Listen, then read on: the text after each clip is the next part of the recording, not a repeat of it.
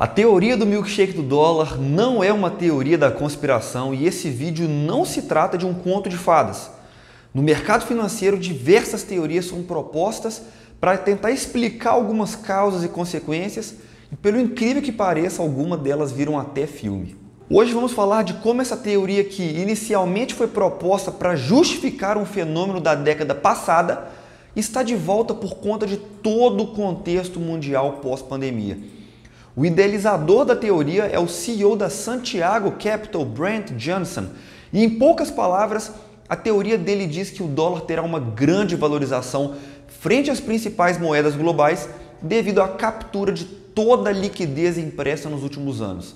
Se esse cenário de fato ocorrer, economias que passam por momentos difíceis como Argentina, Turquia, Venezuela e Cuba podem até mesmo entrar em colapso, se é que ainda não colapsaram, né? Além disso, os mais otimistas ainda dizem que as criptomoedas, em especial o Bitcoin, poderão surfar uma onda positivíssima por conta desse fluxo de liquidez.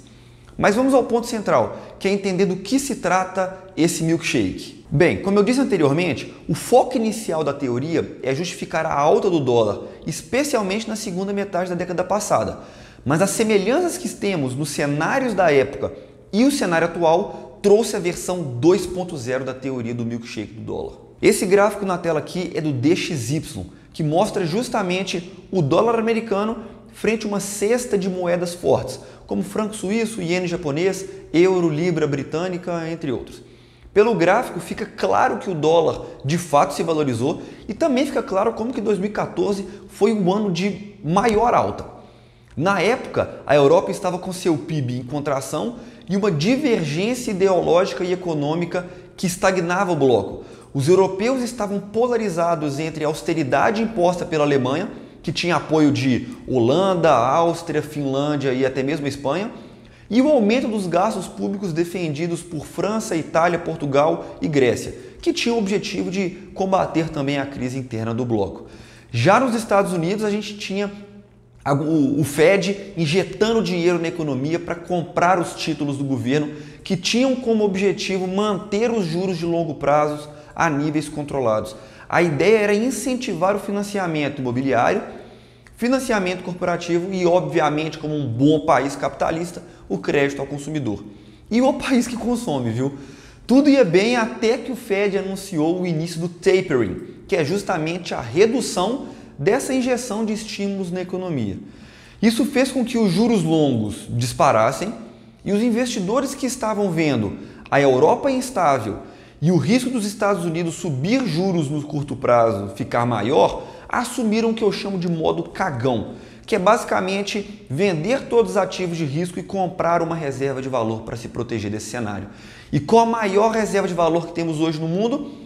Uns dizem que é o dólar, outros dizem que é o ouro, mas não interessa qual que é a maior, porque o fluxo financeiro foi tão grande que a economia americana passou os próximos anos sugando de canudinho toda essa liquidez global. E os países emergentes, coitado, sofreram ainda mais.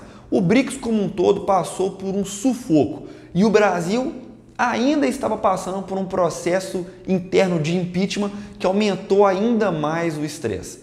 No nosso caso, o dólar saiu de R$ 2,20 para R$ 4,00 em pouco mais de um ano. Mas por que esse fenômeno acontece especificamente com o dólar?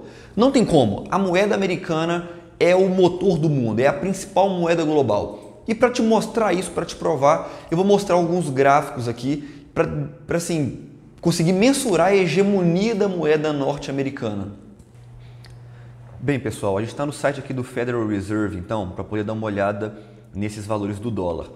Esse site aqui vai mostrar justamente alguns dados que o próprio Fed leva para a gente sobre o dólar ao redor do mundo. Então, o primeiro dado interessante é esse gráfico que mostra as reservas de valores dos países estrangeiros, que no caso são todos os países menos os Estados Unidos. O dólar americano é o principal reserva de valor que esses países detêm em custódia, digamos assim.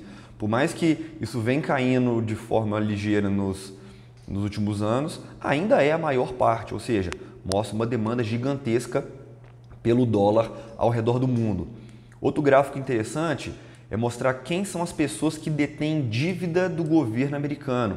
E os foreigners, que são os estrangeiros, também, apesar de estar caindo nos últimos anos, é um valor significativo. A gente coloca ali, vamos botar uns 30%, 35% aqui mais ou menos no gráfico. Isso mostra que se as pessoas têm dívida dos Estados Unidos, quer dizer que elas estão investindo no governo americano, digamos assim, colocando dinheiro na economia americana.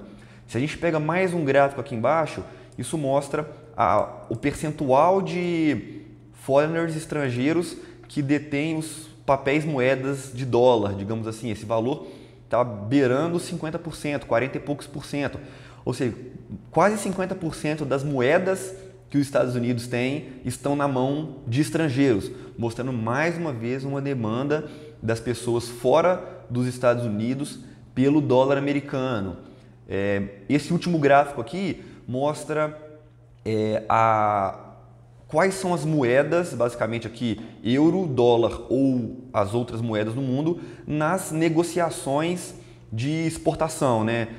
Então, por exemplo, aqui está separado por região, mas se a gente considerar que só a Europa tem a prevalência do euro em todas as transações entre países, o que também é esperado por conta da facilidade de negociação entre o bloco e o euro ser a moeda oficial do bloco, facilita muito isso. A gente vê que ao redor do mundo, pegando as Américas, a Ásia e o resto do mundo, o resto dos outros continentes, a gente vê uma prevalência muito grande do dólar em todas as negociações.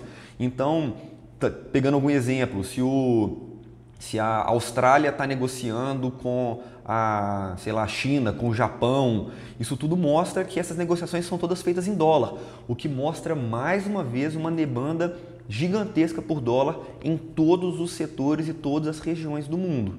Na prática, esses números mostram duas coisas muito importantes para a gente. A primeira é que o dólar é utilizado pelos bancos centrais como reserva de valor institucional. O volume em reserva influencia diretamente a força que a sua moeda tem internacionalmente.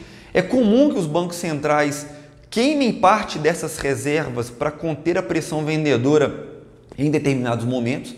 O atual governo do Brasil até chegou a fazer algumas queimas de dólares, de alguns milhões de dólares dessa reserva para poder conter um pouco a desvalorização quando o real estava lá batendo, o dólar estava batendo os R$6.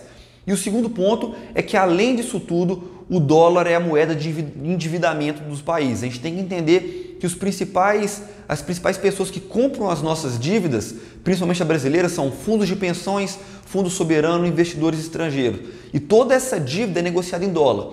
E se a dívida é em dólar, consequentemente, os juros dessa dívida também é em dólar. Em alguns cenários de valorização forte do dólar frente às demais moedas, alguns bancos centrais eventualmente não conseguem nem mesmo pagar os juros dessa dívida. Então, consequentemente, esses países vão ter déficit primário, gerando mais dívida, e aí fica nesse loop infinito aí. Guarda essas informações que eu acabei de falar do poder do dólar, que a gente vai fazer um link com ela logo em sequência. Primeiro, a gente vai falar um pouquinho agora do cenário do mundo pós-pandemia. A pandemia deixou algumas sequelas econômicas no mundo que não podem ser ignoradas. Começando pelos auxílios emergenciais. Eu não vou entrar no mérito aqui se eu acho certo ou errado os auxílios. A gente está só analisando os fatos. Mas tivemos uma emissão de moeda ao redor do mundo que foi brincadeira.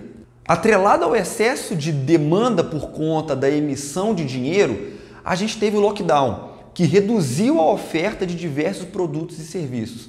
Esse conjunto causou um desbalanceamento econômico que produziu uma inflação global muito alta e muito rápida.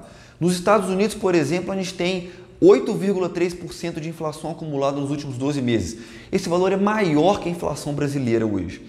Aí a medida mais eficiente para controlar a inflação é o aumento de juros, e é exatamente isso que a gente está vendo ao redor do mundo. Um cenário global de juros e inflação alta com muita liquidez disponível. E aí, juntando essas informações que eu falei para vocês, a gente tem juros altos, inflação alta, excesso de liquidez, culminando num risco global alto, guerra na Europa, países endividados. Tudo isso gera um medo generalizado de uma crise global, e o dólar, sendo uma moeda forte, vai canalizar toda essa liquidez para a economia americana e para o dólar. Isso é fato. E o nome dessa teoria ainda não podia ser mais americano. O milkshake é a liquidez global e o canudinho representa a sucção de toda essa liquidez pelo governo americano e pela moeda americana. O DXY já mostra pra gente que esse movimento já começou. É impossível a gente saber até onde o dólar vai, até porque o Fed já sinalizou que está ligado e preocupado com esse aumento e valorização do dólar. E eu comentei antes que isso poderia abrir um precedente muito bom para as criptomoedas, em especial o Bitcoin. O ponto em questão é se o Bitcoin pode ou não ser mais um destino de fuga de capital dos investidores em busca de proteção. Ainda é muito difícil falar, porque o Bitcoin possui características sim de reserva de valor, mas ainda não desempenha esse papel na sociedade. A gente ainda vê uma correlação muito grande com a Bolsa Americana e movimentos de correção em cenários de incerteza globais e juros altos. Isso mostra que o Bitcoin está muito mais sendo visto pelos investidores como um ativo de tecnologia e risco do que propriamente uma reserva de valor. Esse outro gráfico aqui vai mostrar para a gente o M2 comparado com o valor de mercado das criptomoedas. Aqui vai pegar basicamente o Bitcoin, mas o M2 ele vai ser um gráfico de total liquidez de moeda no mundo, né? Momento de mais liquidez. O gráfico está alto, momento de menos liquidez, o gráfico vai estar mais baixo. E o gráfico azul vai mostrar o valor de mercado das criptos. A gente vê que tem uma correlação muito grande. Então, quando tem muita liquidez no mercado, a gente vê que as criptomoedas tendem também a se valorizar. E aí a gente entra num xadrez muito grande com o que a gente acabou de falar. O Bitcoin não é uma reserva de valor pela correlação positiva com os ativos de risco e uma correlação negativa com o dólar, digamos assim.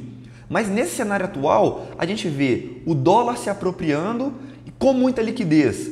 Então, o Bitcoin e as criptomoedas vão respeitar qual tipo de correlação? A correlação com o M2, que vai ser de excesso de liquidez, ou a correlação inversa com o dólar? É importante a gente ver como que essa dinâmica vai se acontecer ao longo dos anos para ver se esse cenário pode se inverter e a gente criar assim uma nova oportunidade para o Bitcoin, mais uma, né? Então era isso, eu queria passar para vocês essa teoria, que foi algo que mexeu comigo esses dias, eu achei muito interessante, então quis compartilhar isso para vocês.